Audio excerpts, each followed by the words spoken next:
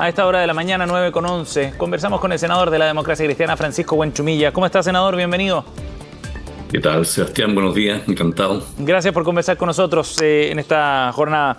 Bueno, senador, me gustaría partir con lo que está ocurriendo en materia presidencial, de la carrera presidencial. Hoy día comienza ya el periodo de campaña oficialmente, cuando quedan casi 2 meses para la elección de noviembre próximo. Y me gustaría primero preguntarle respecto a cuáles son los principales desafíos que tiene por delante la candidata oficialista, Janet Jara, cuando está comenzando esta campaña.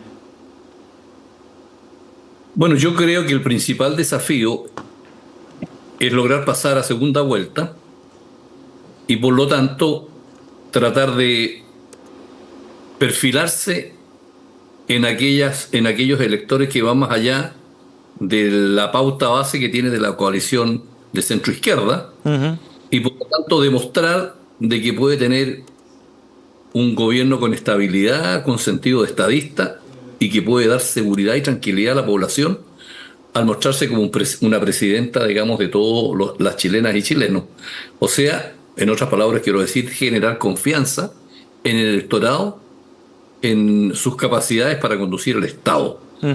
Creo que ahí tiene que perfilar un poco, digamos, su diseño con el objeto de pasar a segunda vuelta. Es un problema de confianza y de credibilidad en la gente.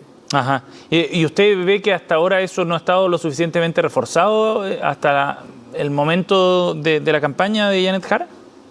No, porque yo creo que en las primarias ella demostró todas sus habilidades blandas que le llevaron a un triunfo contundente, y cuando ya tú entras definitivamente a la carrera por la jefatura del Estado, debes demostrar las condiciones que tiene que tener un presidente, de tener las capacidades profesionales y técnicas y políticas necesarias, pero que al mismo tiempo la gente crea y se sienta tranquila en tu conducción.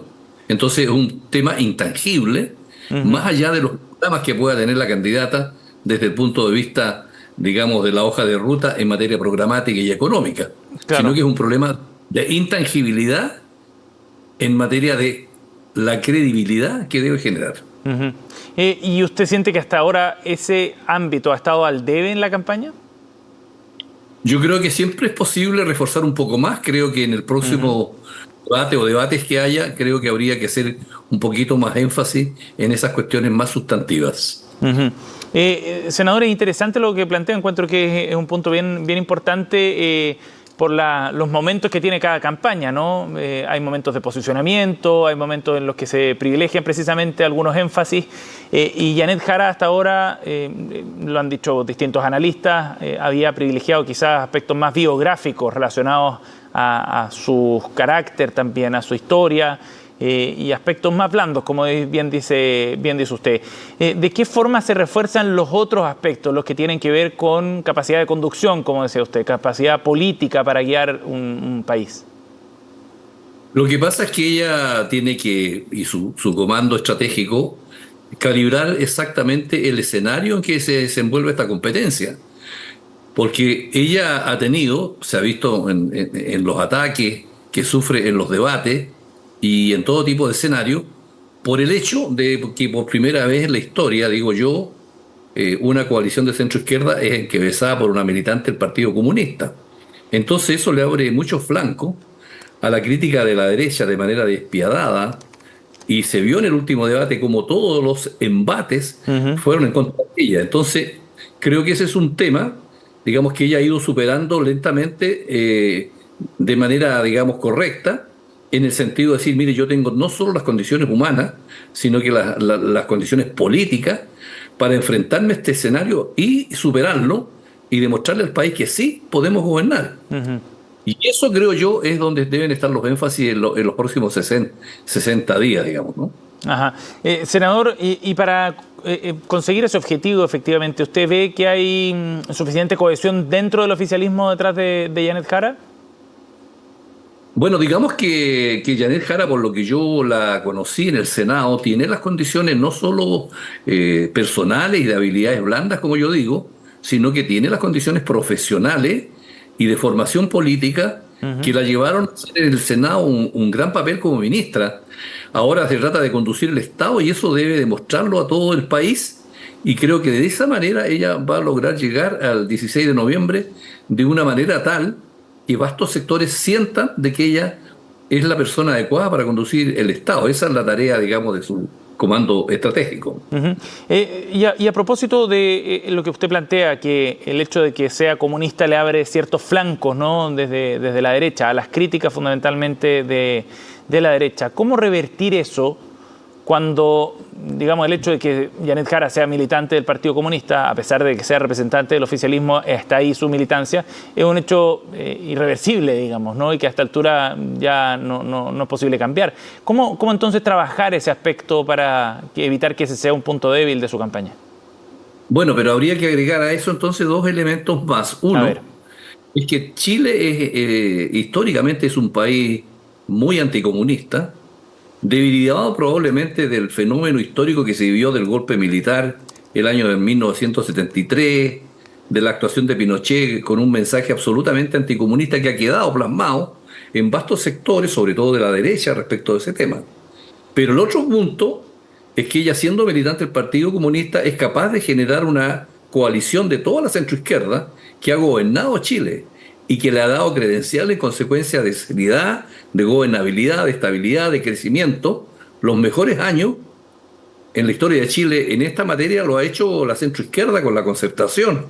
Y por lo tanto ahí tiene ella un pilar fundamental desde donde plasmar esta estrategia que yo me refería anteriormente. De acuerdo. Senador, ahora me imagino que esto está en línea también con este análisis que usted hace, digamos, con lo que se ve en las encuestas de alguna forma. ¿Usted siente que hay cierto estancamiento de Janet Jara en las encuestas? ¿Le preocupa eso? ¿Le sorprende? ¿Siente que ya se puede haber alcanzado algún techo, como plantean algunos analistas también?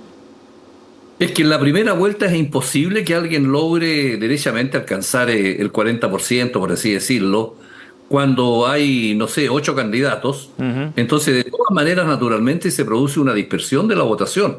Entonces, no es que ella esté estancada, están todos estancados bajo el 30%, porque hay una división de la votación en cuanto son 8 los candidatos que van compitiendo. Pero ella es la única oficialista. Exactamente, y por lo tanto, bueno, el oficialismo siempre ha tenido como base un 30% de apoyo al presidente, y creo yo que de esa manera vamos a llegar al 16 de noviembre. La hora de la verdad va a ser en diciembre. O sea, ¿no le preocupa que no sea capaz de exceder, digamos, las bases de apoyo que naturalmente ha tenido el presidente y el gobierno en general? Bueno, pero ningún sector sobrepasa también las bases de apoyo que históricamente tuvieron. También la derecha estuvo en el 40, tampoco sobrepasa el 30, porque, repito, 8 candidatos, en primera vuelta es muy difícil sobrepasar el 30%. De acuerdo. Senador Francisco Buenchumilla, queríamos conversar también respecto a otro tema. Ha estado bien noticiosa esta semana a propósito de lo que ha resuelto el Tricel, con el caso de Daniel Jadwe primero, luego también con el caso de la senadora Jimena Rincón, quien finalmente queda inhabilitada para competir en la carrera senatorial de este año. Y ayer la senadora por el Maule tuvo palabras bien duras, estaba bien golpeada por la noticia, y tuvo palabras bien duras en su contra y en contra de Paulina Bodanovich. Quiero citarlo textual, pero decía: decir a mis colegas que no tuvieron el coraje de poner su nombre en la impugnación. Me refiero a la presidenta del PS, Paulina Bodanovich, y al ex camarada de partido Francisco Buenchumilla, que compite en la Araucanía. En la vida hay que tener coraje y poner la cara, dijo. ¿Qué le parece la frase, el emplazamiento además directo que está haciendo Jimena Rincón en su contra? A mí me parece una cosa pequeñita, eso es una lesera, porque Jimena, la Paulina y yo somos los 3 abogados y sabemos perfectamente de qué estamos hablando. En los tribunales, cuando uno está a la distancia, como era el caso mío cuando se presentó, yo concurrí mediante una escritura pública, donde le di poder al abogado Gabriel Osorio. En consecuencia, yo actué directamente. Eso dice el Código de Procedimiento Civil. Entonces, eso es una materia de primer año de derecho. Entonces, sacar ese argumento realmente yo creo que no prestigia a Jimena, digamos, en esa materia. Es un pequeño argumento. El tema de fondo es que aquí un tribunal de la República la inhabilitó. Entonces yo le digo, vaya a la próxima esquina, ahí está el tribunal, consulte por qué fue. Lea el fallo y va a tener la respuesta. pero no ande buscando, digamos, excusas para el tema de fondo. O sea, usted participó directamente del proceso, básicamente. Yo participé directamente y tomé la decisión de participar como presidente del partido, y para eso, bueno, usé un instrumento jurídico que está en la ley, que está en los códigos, que es una escritura pública que da poder, mandato judicial a un abogado, y participa e interpone el requerimiento. Eso no, digamos, no sé, no debería ser objeto de ninguna duda. ¿Y a qué atribuye usted la molestia, digamos, de Jimena Rincón con usted en particular y con la senadora Bodanovich? Bueno, es natural que ella con este fallo esté golpeada, porque ella tenía muchas expectativas en su vida política, al irse de la DC, al tratar de formar algo de centro que terminó en la derecha, al ser candidata presidencial que no fue, al ser candidata senatorial que tampoco fue. Bueno, es natural que ella esté molesta, pero la responsabilidad de un dirigente a nivel de senadores, que algunos aspiran a conducir el Estado, es mantener la tranquilidad, la serenidad y la ponderación al momento de juzgar los hechos. Aquí lo importante es que en democracia las instituciones funcionen y que los tribunales independientemente se pronuncien y que acatemos las normas de derecho. Eso es lo que debe guiar a una persona que llega a ser senadora, porque esa es nuestra tarea y el rol que cumple el Senado. Y a su juicio eso fue lo que ocurrió acá, digamos, el Tricel hizo respetar la ley. ¿Eso es lo que interpreta usted? Esa es su lectura. Eso es lo que corresponde con el Tricel, con el Tribunal Constitucional, con la Corte Suprema, y nosotros debemos dar el ejemplo de respetar el pronunciamiento, aunque no nos gusten las sentencias que dicten, pero ese es el rol que juegan los tribunales. ¿Y le parece en ese sentido riesgoso, senador, el hecho de que desde el entorno de Jimena Rincón, desde Chile Vamos también hubo algunas voces que hablaban de una suerte de empate en esta decisión respecto a su caso? Empate en relación a lo resuelto por el mismo organismo, el Tricel, sobre Daniel Jadwe. ¿Le parece a usted que es riesgoso eso? No es riesgoso, porque lo importante es que el tribunal en ambos casos simplemente aplicó el derecho. En un caso había un problema procesal penal, y en el caso de Jimena Rincón había un problema constitucional, específicamente en el artículo 51 de la Constitución, que fue modificado por una ley que se dictó el año 2020, en que yo personalmente participé directamente y redacté esa modificación de mi puño y letra. Por lo tanto, conozco muy bien la historia de esa ley en la letra y en el espíritu. Por lo tanto, aquí lo que corresponde es simplemente acatar el fallo del tribunal. Le preguntaba por el riesgo más bien del calificativo que hacía Chile Vamos, ¿no? Sobre que aquí hay un empate, porque eso supone, hablar de un empate, supone que hay consideraciones de carácter político y no estrictamente jurídica en el análisis de los integrantes del Tricel. Bueno, pero yo creo que si entramos a ver cómo piensa cada ministro en cualquier instancia de los tribunales, los jueces tienen que guiarse por lo que dice la ley. Y aquí aplicaron la ley y eso es lo que corresponde acatar. Yo creo que aquí se trata de andar buscando alguna explicación para esta derrota jurídica que sufrieron, pero digamos que este pequeño fenómeno no va a quedar en los libros de la historia de Chile.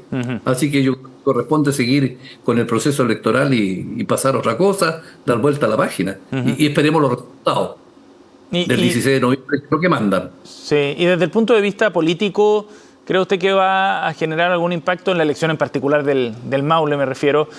Porque ahí había una apuesta de parte de la oposición de tratar de mantener un balance de fuerzas que hoy día le es favorable por circunstancias, digamos, distintas a las de la elección propiamente tal. Jimena Rincón fue elegida en un cupo de la democracia cristiana, luego se pasa a la oposición, a demócratas, pero había una expectativa de que hubiera un buen resultado. ¿Usted cree que cambia mucho el escenario en el Maule o no tanto? Bueno, yo creo que produce un efecto, naturalmente, porque si hay una candidata muy mediática y naturalmente sale del escenario, eso va a producir un reordenamiento en el electorado para ver cómo va a votar, y lo mismo va a pasar en el distrito donde estaba Daniel Jadwe. Produce un efecto, evidentemente, digamos. Claro, con dos candidatos, digamos, que tenían, digamos, muchas posibilidades, bueno, esto cambia naturalmente. Senador, vamos a otro tema. Esta semana en Tolerancia Cero aquí en CNN Chile estuvo la ministra de Defensa Adriana Del Piano. hizo unas declaraciones que han generado debate. No es nada sorprendente en todo caso. La situación de la macrozona sur genera posiciones bien contrastadas, bien definidas también a propósito de los hechos de violencia que han ocurrido allá en la zona en los últimos años, ya por largo tiempo. La ministra del Piano decía que ha habido terrorismo, sin lugar a dudas, allá en la zona, cuando lo que se busca es producir temor, pero hay muchos delitos en función de otras cosas, del robo de madera, por ejemplo, puntualizaba la ministra de Defensa. Y junto con ello planteaba que las organizaciones que están operando en la zona, como la CAM o la UAM, no las catalogaría como organizaciones terroristas. ¿Qué le pareció la definición que hizo primero la ministra del Piano en esos dos puntos? Mire, yo le respondo con una pregunta. A ver. ¿Quién es el llamado a calificar determinados hechos de una manera determinada? ¿Somos los parlamentarios? ¿Son los ministros? ¿Es el ciudadano? ¿Es la derecha? ¿Es la izquierda? Bueno, yo entiendo que en un Estado de Derecho, en una democracia, hay organismos que califican los actos desde el punto de vista jurídico. En este caso, son los tribunales. Y le quiero decir que en los últimos 10 o 15 años, no sé, no ha habido ninguna condena por la ley antiterrorista. Entonces, si los tribunales dicen que no hay hechos que califiquen como terrorista, bueno, yo me quedo con la respuesta de los tribunales. Y por lo demás, esa ley fue modificada recientemente, hace un año o 2 años atrás. Tenemos una nueva ley antiterrorista. Sí. Porque la ley anterior que modificó el presidente Piñera el año 2010 nunca se pudo aplicar. Porque tenía un problema técnico en la conformación de la tipificación del delito. Entonces, en los últimos años no ha habido condena en ese tiempo. Entonces, ¿por qué alguien podría atribuirse el derecho de decir, mire, yo califico que es terrorista y que no es terrorista? Entonces se actúa por pulsiones, por motivos ideológicos, de querer criminalizar una región, diciendo, mire, yo senador, yo diputado, yo ministro, yo digo que esto es terrorismo. Pero entonces, bueno, ¿de en qué país estamos hablando? Entonces, pues, si a los tribunales le corresponde eso. O sea, ¿hay un intento por criminalizar cuando se habla de terrorismo allá en la zona? Más que criminalizar, yo digo que sean más rigurosos. ¿Cómo podría yo estar calificando en Santiago la naturaleza de los hechos que ahí suceden? Tienen que ser los tribunales. Naturalmente que todos tenemos un rechazo a la violencia, que no es el método en democracia. Para entendernos, el método de la democracia, bueno, es el razonamiento, la argumentación, el debate de ideas, la votación. Esos son los debates. Lo que pasa es que aquí entonces hay una motivación de pensar que aquí sucede eso porque a ellos se les ocurrió. Porque la guata les dijo que era así. Entonces yo digo, racionalicemos el debate para que tengamos una cuestión en serio. Ahora, el mismo fenómeno, digamos, de analizar los hechos desde la guata, le ha ocurrido al presidente Gabriel Boric, porque él ha calificado que ha habido terrorismo allá en la zona. Bueno, yo doy mi opinión y que el Sayo se lo coloca a quien le corresponda. No tengo, digamos, en ese sentido ningún problema. Yo soy senador y por lo tanto puedo tener una opinión distinta al presidente, distinta a la ministra de Defensa, no, por supuesto, distinta a la derecha. Entonces no tengo ningún inconveniente en decir que eso no corresponde. No corresponde calificar lo hecho por la guata. Yo pido que razonemos. Ese es mi punto. Ajá. Ahora, senador, entendiendo que son los tribunales quienes califican los delitos, de todas maneras, ¿no es posible también hacer apreciaciones desde el punto de vista político respecto a lo que está ocurriendo en la zona? Naturalmente que corresponde, pero entonces hagamos política en serio. Hagamos política en serio y digamos qué es lo que sucede realmente en la Araucanía con ese fenómeno. Yo he dicho que aquí hay un sector del mundo mapuche que dejó de creer en el Estado y por lo tanto practica una metodología de la violencia. Y por eso que tienen que haber soluciones políticas. Pero yo digo al mismo tiempo, si tú comparas numéricamente, matemáticamente, lo que pasa aquí y lo que pasa en Santiago, cuando hay secuestros, hay asesinatos, hay agentes extranjeros que vienen para acá, ¿cómo calificaría desde el punto de vista jurídico? No me corresponde. Pero desde el punto de vista político, naturalmente yo digo que tenemos un problema con la seguridad, con el crimen organizado, con el narcotráfico, con las migraciones. El tema de la seguridad es tranquilo. Ahora, senador, de todas maneras, a simple vista y en base a una descripción solamente de los hechos, quemar camiones, quemar maquinaria, disparar en contra de personas, de civiles, para expulsarlos de una casa, por ejemplo, o de una vivienda, disparar en contra de trabajadores para expulsarlos de una determinada faena forestal, esos hechos no buscan causar temor, que es lo que está en la raíz, digamos, del análisis de conductas terroristas? Yo todos esos hechos que usted señala, yo, digamos, los condeno absolutamente, siempre los he condenado. No es el método. Pero quien califica jurídicamente no es el senador. El que los califica jurídicamente son los tribunales. Y en los últimos 15 años no ha habido ninguna condena por la ley antiterrorista. Pero usted mismo reconocía también que había problemas técnicos en la tipificación del delito. Y muchos abogados plantean que el problema con la aplicación de la ley terrorista tenía que ver más bien con esa definición y no con el hecho de que no existieran determinadas conductas. Yo entiendo que se tiene que apegar a lo que dice el ordenamiento jurídico en un momento específico determinado, cuando ocurre el hecho, pero usted también reconoce que había problemas en la aplicación de la misma ley antiterrorista, la antigua. Bueno, pero que entonces la derecha reconozca que cuando hizo las cosas, las hizo mal, po. Y la derecha pasa piola, porque quien modificó así la ley fue el presidente Piñera y sus ministros, que vinieron acá con todo el gabinete completo, vino hasta la conferencia episcopal en esos años, y dijo aquí vamos a modificar la ley, y lo hizo mal. Entonces que la derecha asuma eso. Pero le voy a decir una cosa, antes de esa modificación hubo una condena, y la Corte Interamericana echó para atrás esa condena, y condenó al Estado de Chile.